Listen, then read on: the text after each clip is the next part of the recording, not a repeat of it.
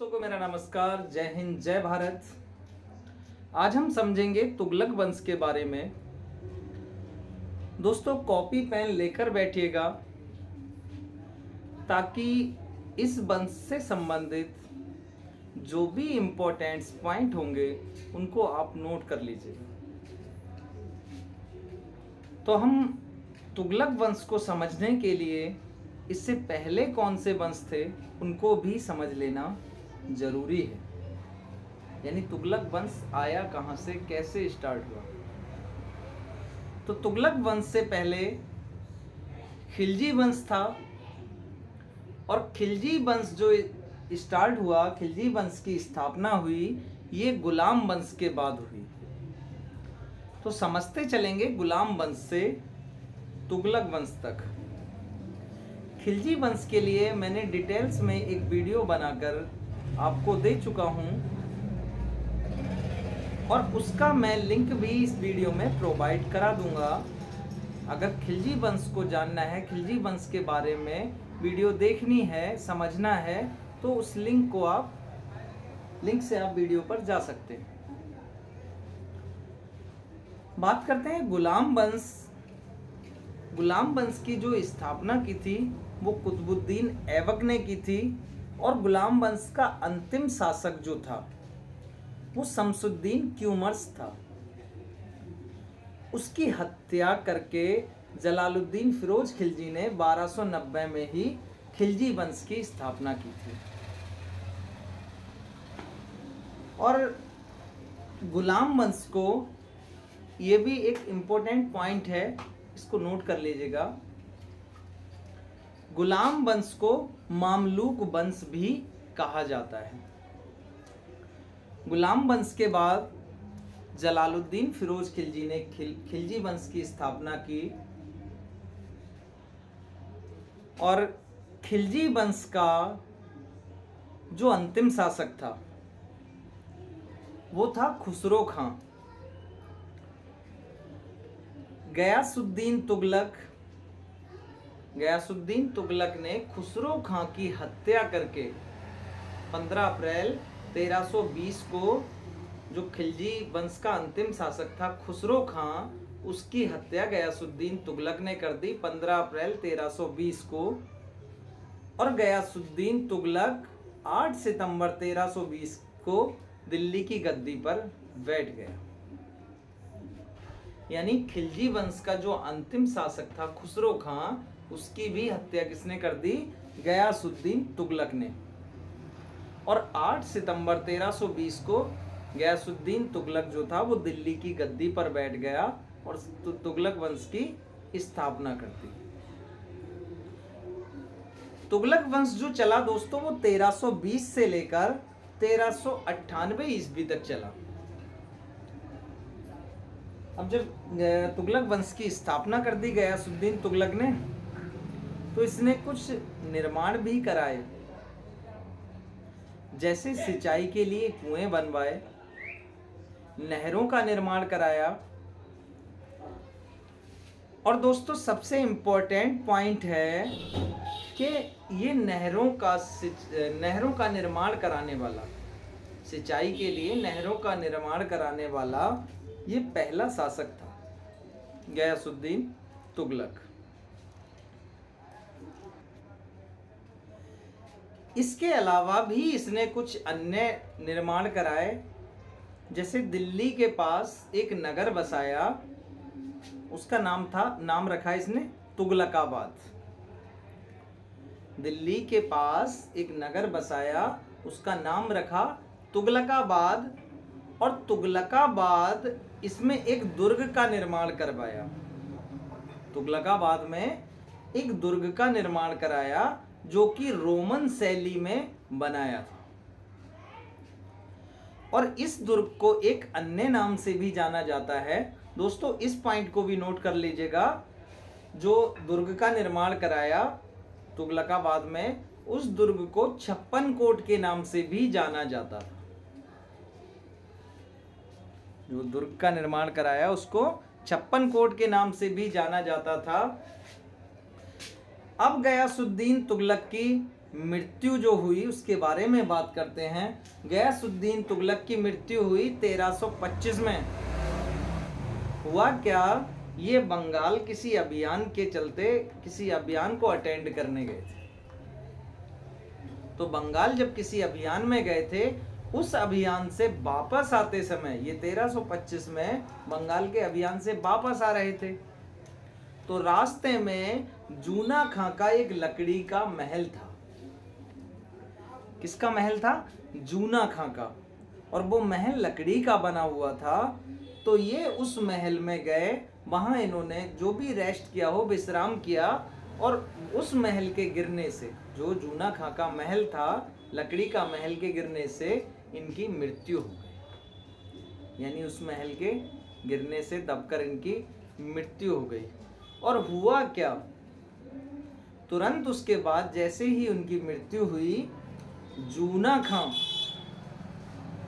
खां जिसके महल में दबकर इनकी मृत्यु हुई, वो मोहम्मद बिन तुगलक के नाम से 1325 में दिल्ली की गद्दी पर बैठ गया। और देखने वाली बात यह है कि ये मध्यकालीन के सभी सुल्तानों में,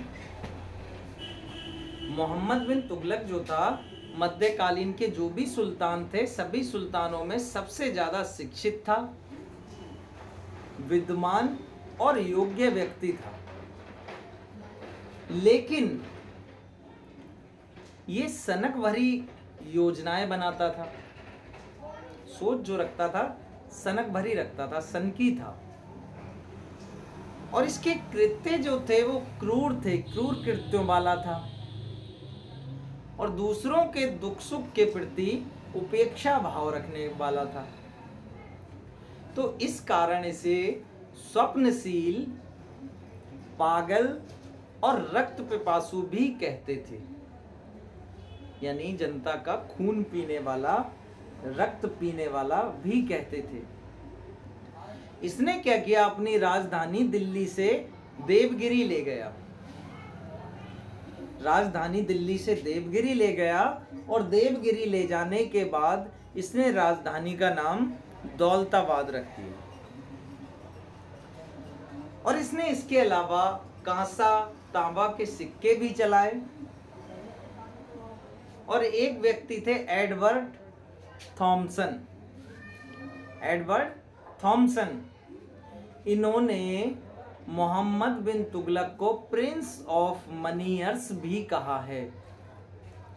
दोस्तों ये भी नोट कर लेना कि प्रिंस ऑफ मनीयर्स किसने कहा है मोहम्मद बिन तुगलक को। इस तरह से भी पूछ सकता है, या ये भी पूछ सकता है कि प्रिंस ऑफ मनीयर्स किसे कहते हैं। तो प्रिंस ऑफ मनीयर्स जो कहा है वो एडवर्ड थॉमसन ने कहा है। और किसको कहते हैं, तो मोहम्मद बिन तुगलक को कहते हैं। अब मोहम्मद बिन तुगलक के समय एक अफ्रीकी यात्री जिसका नाम था इब्न बतूता, ये 1333 में भारत आया था। किसके समय में इब्न बतूता भारत आया था? ये अफ्रीकी यात्री था। और ये मोहम्मद बिन तुगलक के समय 1333 ईस्वी में भारत आया था। और इब्न बतूता की एक पुस्तक थी रिहला, जिसमें कि मोहम्मद बिन तुगलक की सारी घटनाओं की जानकारी है।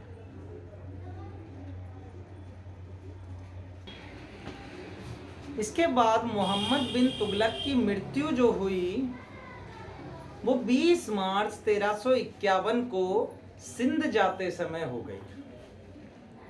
ये 20 मार्च 1351 को सिंध जा रहे थे, तो रास्ते में एक थट्टा जगह है, उसके पास गोडाल में हो गई। और इसी के शासनकाल में दक्षिण भारत में, मोहम्मद बिन तुगलक के शासनकाल में दक्षिण भारत में हरिहर एवं बुक्का नाम के दो भाई थे। उन्होंने 1336 में स्वतंत्र राज्य विजयनगर की स्थापना की। दोस्तों ये पॉइंट भी बहुत ही इम्पोर्टेंट है कि एक स्वतंत्र राज्य विजयनगर की स्थापना किसने की? तो हरिहर एवं बुक्का नामक दो भाइयों ने की। और किसके शासनकाल में की? मोहम्मद बिन तुगलक के शासनकाल में 1336 ईस्वी में। और इसी समय पर महाराष्ट्र में अलाउद्दीन बहमन शाह ने बहमनी राज्य की स्थापना की। एक इतिहासकार हैं, जब मोहम्मद बिन तुगलक की मृत्यु हो गई थी 20 मार्च 1351 को, जब इनकी मृत्यु हो गई थी, तब एक इतिहासकार हैं बदायूनी। उन इतिहासकार ने लिखा है, उस इतिहासकार ने लिखा है बदायूनी ने, कि आखिरकार लोगों को इससे मुक्ति मिल गई।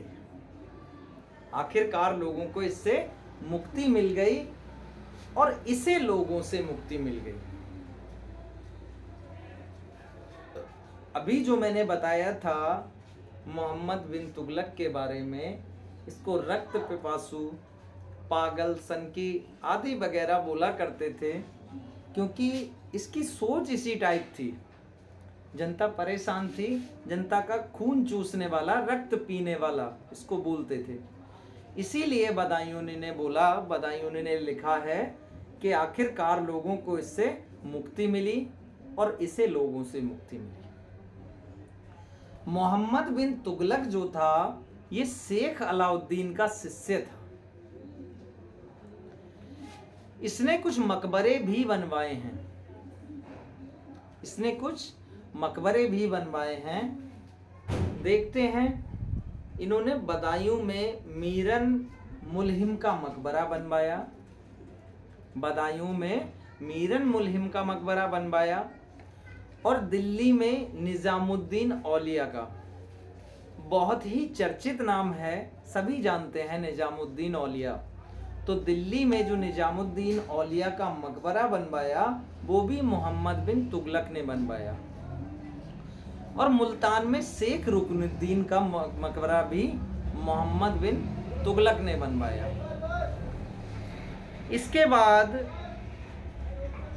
इसके बाद जो आए वो थे फिरोज तुगलक। मोहम्मद बिन तुगलक की मृत्यु हो गई, अब आए फिरोज तुगलक। तो फिरोज तुगलक का जो राज्याभिषेक हुआ वो 20 मार्च 1351 को, जैसे ही मोहम्मद बिन तुगलक की मृत्यु हुई, इनका राज्याभिषेक हो गया फिरोज तुगलक का। ये थट्टा जहां उनकी मृत्यु हुई थी, उसी के पास इनका राज्याभिषेक हुआ। और फिर दोबारा, यानी पुनः दिल्ली में 1351 को फिर राज्याभिषेक हुआ। 20 मार्च को थट्टा के पास इनका राज्याभिषेक हुआ, और कुछ ही समय बाद यानी 1351 में ही पुनः दिल्ली में भी इनका राज्याभिषेक हुआ। बात करते हैं इनके उपाधि के बारे में। तो खलीफा ने इसे कासिम अमीर उल मोमिन, कासिम अमीर उल मोमिन की उपाधि दी। जब ये फिरोज तुगलक गद्दी पर बैठे तो इन्होंने कुछ करों को समाप्त कर दिया, यानी लगभग 24 करों को इन्होंने, 24 कष्टदायक करों को, कर कहना उचित नहीं होगा, कष्टदायक कर कहना उचित होगा। 24 कष्टदायक करों को इन्होंने समाप्त कर दिया और बदले में 4 कर लगा दिए। वे 4 कर थे खराज। खराज का मतलब होता है दोस्तों लगान। ये दोस्तों आप अपनी कॉपी में नोट कर लीजिए। मैं बार बार यही कह रहा हूं कि कॉपी पेन लेकर बैठिए, ताकि कुछ इंपॉर्टेंट पॉइंट जो आएंगे मैं आपको बीच बीच बताता चलूंगा, जो अक्सर एग्जामों में पूछे जाते हैं। तो इसको भी नोट कर लीजिए कि फिरोज तुगलक ने 24 कष्टदायक करों को समाप्त करके और 4 कर लगा दिए थे। वो 4 कर थे, नंबर 1 खराज। खराज का मतलब होता है दोस्तों लगान। दूसरा कर था इनका खुमस। खुमस जो कर था इसका मतलब था कि युद्ध में लूटा हुआ माल। जो भी युद्ध होते थे लगभग वहां का माल लूटने के लिए, वहां की सत्ता लूटने के लिए, वहां का खजाना लूटने के लिए ही युद्ध होते थे। तो जो भी युद्ध में लूटा हुआ माल होता था, इसने बोल दिया कि उस पर भी टैक्स लगेगा। उसके बाद जजिया कर और जकात, ये 4 कर थे जो फिरोज तुगलक ने लगाए थे और 24 कष्टदायक कर थे जो कि इसने समाप्त कर दिए थे। इसके अलावा इसने एक नया कर भी लगाया था। ये जो 4 कर थे दोस्तों, ध्यान देने वाली बात है, उन 24 करों में से ही थे। यानी 20 कर समाप्त करे, लेकिन अगर पूछेगा तो 24 कष्टदायक करों को समाप्त करना ही लिखेंगे, लेकिन ये बचाए जो थे उन्हीं 24 में से बचाए थे। तो 4 कर ये थे इसके, खराज, खुमस, जजिया और जकात। लेकिन इसके अलावा एक नया कर भी लगाया था, सिंचाई कर। और दोस्तों इसने 5 बड़ी नहरों का भी निर्माण कराया। दोस्तों ये भी कहना गलत ना होगा कि भारत में नहरों का निर्माण कराने वाला वंश तुगलक वंश ही था। यानी भारत में नहरें कौन लेकर आया? तो तुगलक वंश लेकर आया। इसने 5 बड़ी नहरों का भी निर्माण कराया और इसने 300 नए नगरों की भी स्थापना की थी। अब दोस्तों हम 300 नगर याद तो कर नहीं सकते, तो इसके हम वे नगर जो अक्सर अधिक परीक्षाओं में लगभग जो पूछे गए हैं या जो पूछे जाने वाले हैं, तो कुछ मुख्य नगर हम याद कर लेते हैं। जैसे इसमें हिसार, फिरोजाबाद जो कि दिल्ली में स्थित है, और जौनपुर आदि।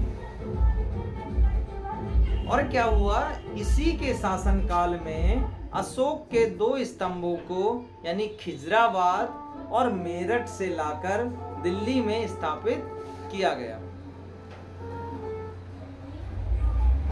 सबसे अधिक दासों की संख्या, हम बात करते हैं, सबसे अधिक दासों की संख्या भी इसी के शासनकाल में थी।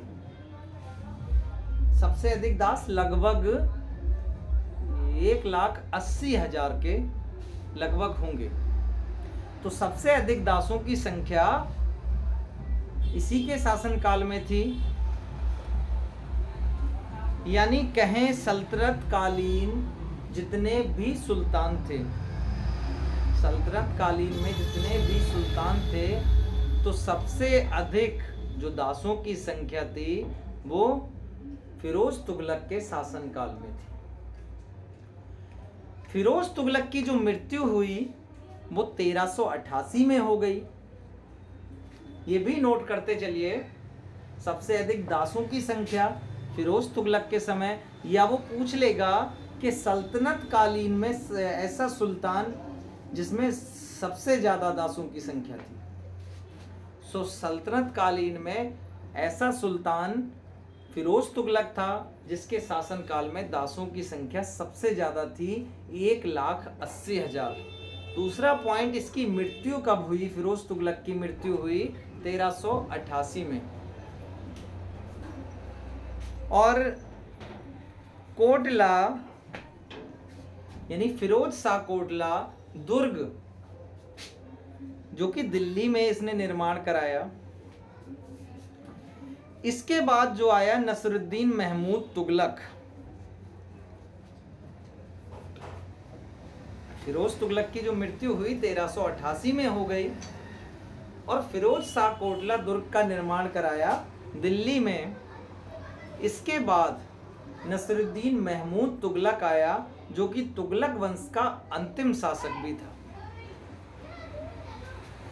नसरुद्दीन तुगलक के समय में ही मलिक कुसिक की उपाधि धारण करने वाला एक हिजड़ा जिसका नाम था मलिक सरबर, इसने जौनपुर में एक स्वतंत्र राज्य की स्थापना की। जौनपुर में एक स्वतंत्र राज्य की स्थापना किसने की थी?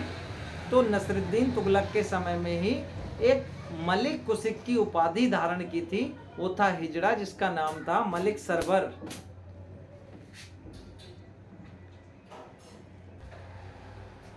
ये जो मलिक सरवर नाम का हिजड़ा था, इसने जौनपुर में एक स्वतंत्र राज्य की स्थापना की थी और यहीं से खत्म हुआ दोस्तों तुगलक वंश। इसके बाद के वंश की हम बात करेंगे अगले वीडियो में, सैयद वंश, जो कि मैं आपको बहुत ही रोचक तरीके से और बहुत ही सरल भाषा में आपको बताऊंगा। और दोस्तों कॉपी पेन उठाने के लिए मैं इसलिए बोलता हूं ताकि इसमें जो भी इम्पोर्टेंट्स पॉइंट होंगे आप नोट करते रहेंगे और बाकी मैं कहानी के माध्यम से आपको अच्छी तरह से याद करा सकता हूं। तो मैं मिलूंगा आपको सैयद वंश के साथ। और दोस्तों चैनल को सब्सक्राइब कर लें ताकि जो भी मैं आपके एग्जाम से रिलेटेड इम्पोर्टेंट वीडियोस बनाता हूं वो आसानी से आपके पास तक पहुंच सकें। दोस्तों जय हिंद, जय भारत।